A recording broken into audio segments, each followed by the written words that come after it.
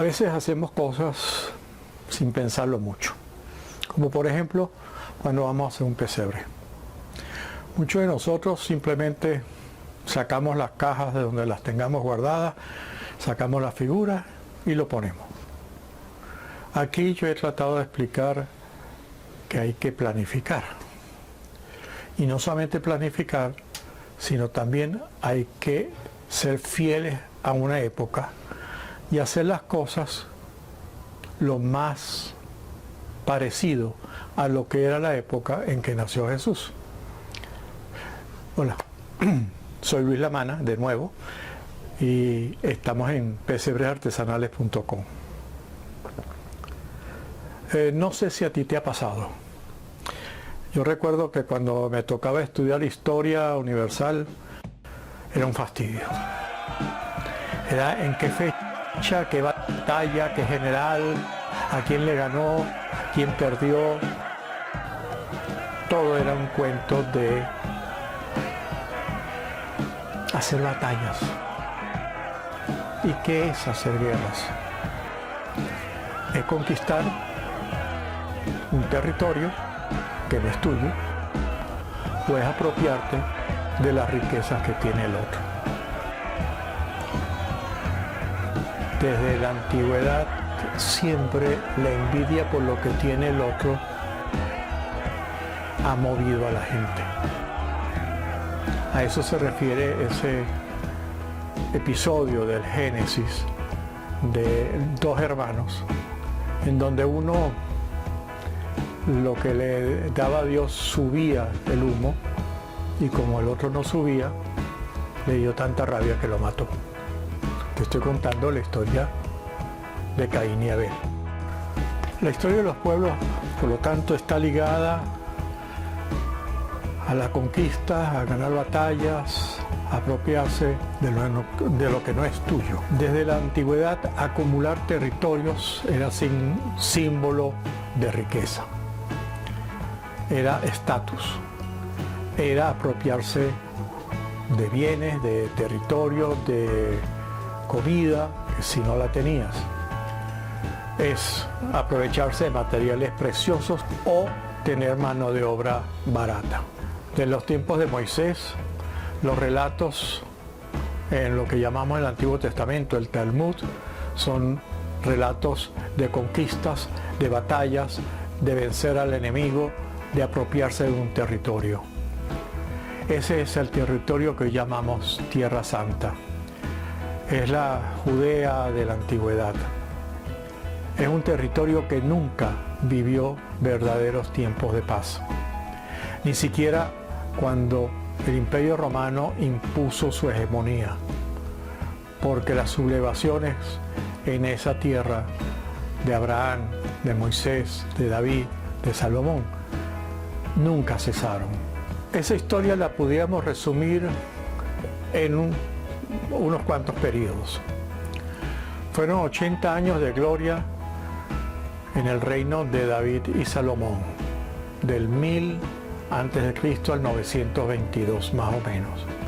Fueron 200 años divididos entre el norte y el sur, entre los años 922 y 722. 135 años de resistencia judía contra los persas hasta el 587. 50 años de cautiverio en Babilonia del 587 al 537. 200 años de reconstruir esa nación. 100 años de la dinastía de los Macabeos, después de su revuelta, y sus sucesores, hasta el 63 antes de Jesucristo, cuando el Imperio Romano domina esa zona.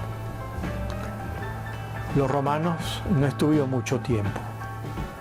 Desde el 63 hasta el 70 después de Cristo, en donde, cansados de tanta sublevación, de tanta efervescencia, simplemente destruyeron el país, destruyeron las ciudades y expulsaron a los judíos de ese territorio. A partir de entonces empezaron a llamarlo Palestina.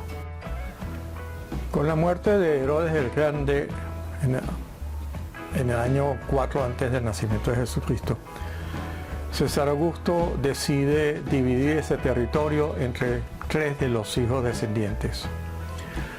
Esa división marca naciones, gobiernos, estados. Esos estados empezaron cada quien a diferenciarse uno de otro y a empezar a tener rencillas. Así el territorio se divide entre la provincia de Judea, Samaria e Idumea, el reino del sur, más o menos. Esa tenía como capital en Cesarea, muy en el norte, no en Jerusalén.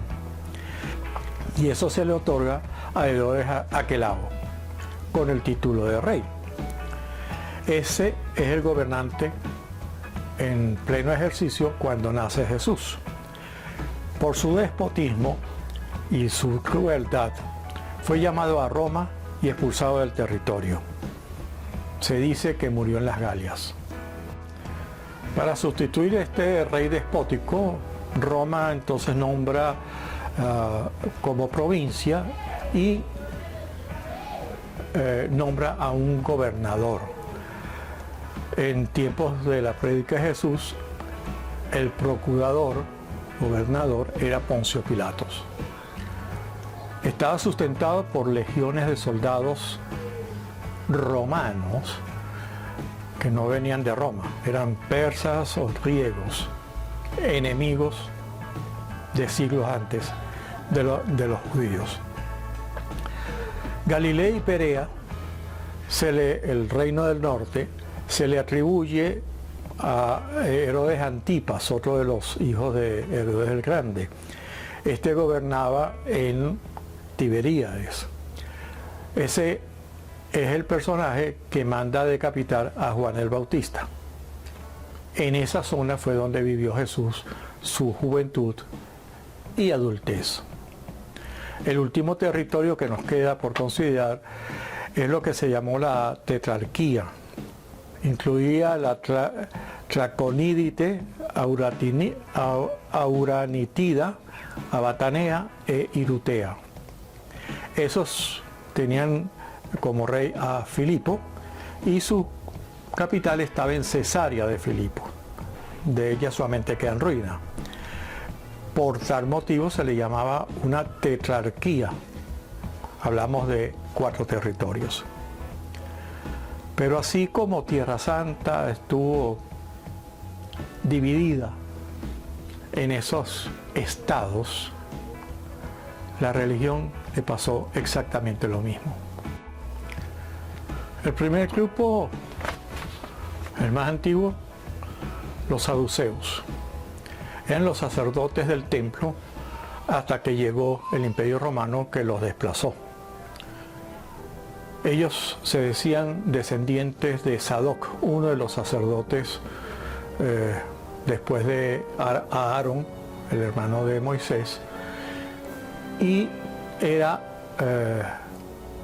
un sacerdocio hereditario.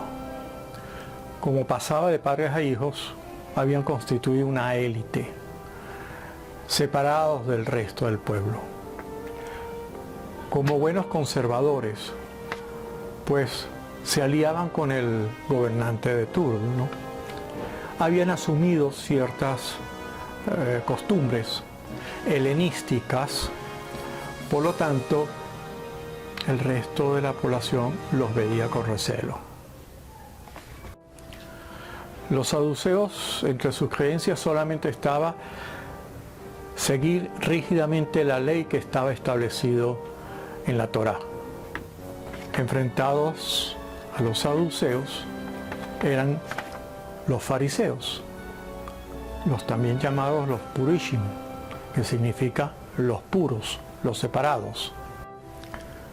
Por lo tanto, los fariseos habían asumido el cargo de sacerdotes del templo a partir de la conquista romana y eran muy populares porque se daban mucho con el pueblo. Muchos eran sacerdotes, muchos eran terratenientes o eran artesanos acomodados, negociantes. Ellos, entre sus creencias estaba la resurrección de los muertos y la venida del Mesías. Claro, era un liberador del yugo romano. Eso es lo que ellos esperaban. Un tipo que arrasara con los romanos y volviera a constituir un territorio puro de solamente los judíos, los hebreos, los israelitas, como los queramos llamar. Ellos, aparte de regirse por la Torá escrita, se regían por una serie de referencias orales que a través de los siglos habían ido acumulando. Tenían reglas para todo. Tenían tantas reglas que muchas veces ni ellos mismos las cumplían. Por eso es que en la prédica Jesús los llama de hipócritas. Bueno, si haces 600 y pico de normas, en algún momento te equivocas y se te olvida alguna de ellas. Distinto a estos dos grupos mayoritarios estaban los esenios.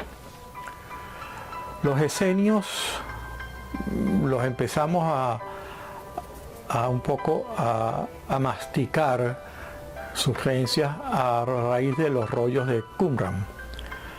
Su nombre es difuso. Algunos dicen que proviene del sirio hasé, que quiere decir piadoso.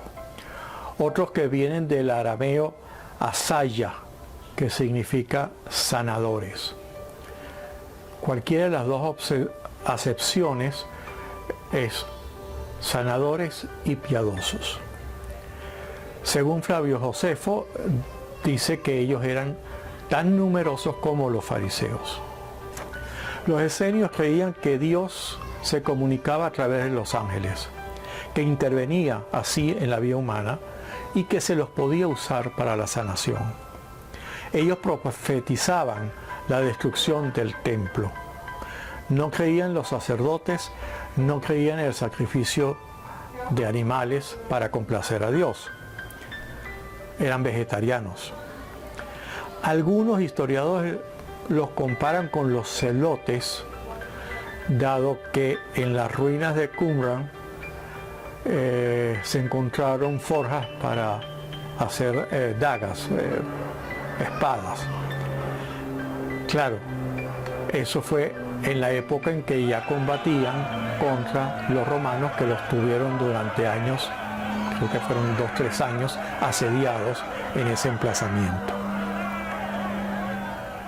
Los celotes no son muy diferentes a los fariseos, pero eran extremistas en cuestiones de la virtud. Por eso Flavio Josefo los odiaba un poco, ya que él pertenecía a los judíos saduceos.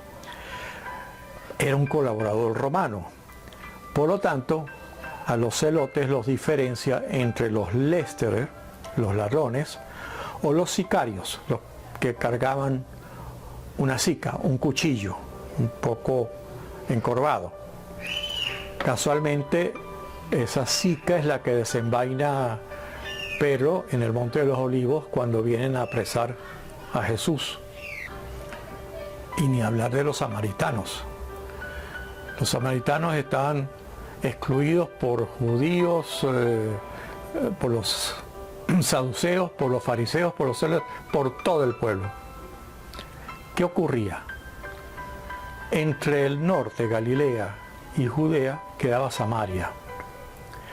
Samaria, los samaritanos creían que ellos eran los verdaderos depositarios de la ley de Moisés, dado que en su territorio, antes que en Jerusalén, se hacían sacrificios a Dios, a Jehová. Eran despreciados por todos y ellos despreciaban también a todos. Los galileos, por su parte, fueron el pueblo que fue llevado a Babilonia durante el cautiverio. Por ese contacto regresaron helenizados y tenían una versión distinta de los libros porque habían sido escritos en Babilonia. Por eso la Biblia, la Torá que conocía Jesús era la babilónica, no la de Jerusalén. Ahí, por ejemplo, son las diferencias que tenemos entre algunas de las divisiones cristianas, entre utilizar la Biblia de Babilonia o utilizar la Biblia de Jerusalén. No es extraño que Pedro, que era un Galileo, en las narraciones que dio como base prácticamente 3 de los 4 evangelios, reflejara ese desprecio hacia los judíos. Y lo extraño es que las enseñanzas de su maestro recogían un poco de cada una de esas divisiones religiosas. Y lo más extraño es que en los textos evangélicos se habla de los sacerdotes, los saduceos, se habla de los fariseos, pero no se menciona a los esenios, tampoco a los celotes. Quizás por eso el mensaje de Jesús habla más de una convivencia, de un amor al prójimo y menos de un guerrero, que es lo que esperaban los judíos. Por eso es que muchos lo rechazaron, porque no había conquistado un territorio para que fuera propio. Todo esto que tiene que ver con los pesebres. Si no has entendido hasta el momento el fuerte sentimiento de minusvalía que significa vivir en tu propio país, pero invadido por ejércitos foráneos, ejércitos que te cambian la geografía política, que te cambian, muchas veces te quieren cambiar la religión, que te cambian la forma de ser, que te cambian tus costumbres. Esa invasión de un pueblo por otro la vivimos en el siglo XX, la humanidad, con la invasión de los nazis a otras naciones del oriente europeo. Se vivió con la invasión de una ideología que quería sustituir la religión, el comunismo, en esa Europa oriental. Se está viviendo en América con esa invasión de ese nuevo socialismo que lo único que ha traído es hambre, pobreza, destrucción y muerte. Lo he vivido en carne propia. Entonces ese sentimiento por buscar un héroe, un líder, alguien que nos quite ese sojuzgamiento, que nos permita volver a hacer lo que es lo que marcaba al judío de ese momento. Por lo tanto, si en un pesebre que tú hagas no está la presencia de ese invasor, le falta algo. No es solamente tener a María, a José, los animales, el pastor y los magos. Tienes que poner a ese invasor, a ese que le cambiaba, le trastornaba todo el entorno mental de un pueblo. La época en que nace Jesús se considera la época mesiánica. Todos están esperando a ese ungido que iba a liberarlos, a ese rey. Y fíjate que cuando llegan esos magos de Oriente, no preguntan por el Mesías, preguntan por el rey de los judíos. Casualmente, esa es la razón que escribe Poncio Pilato en esa tablilla que coloca en el cadalso, en la cruz, que Jesús era el rey de los judíos. no solamente era una burla contra los judíos, es que Roma lo consideraba heredero posible para un reino. Y la tetrarquía en ese momento adolecía de tener un sucesor. Por eso la ambigüedad de Poncio Pilato, porque sabía que en Roma se manejaba ese nombre, que aparte de hacer milagros y aparte de predicar, era rabínico, pertenecía a la rama de David, por lo tanto era un heredero legítimo.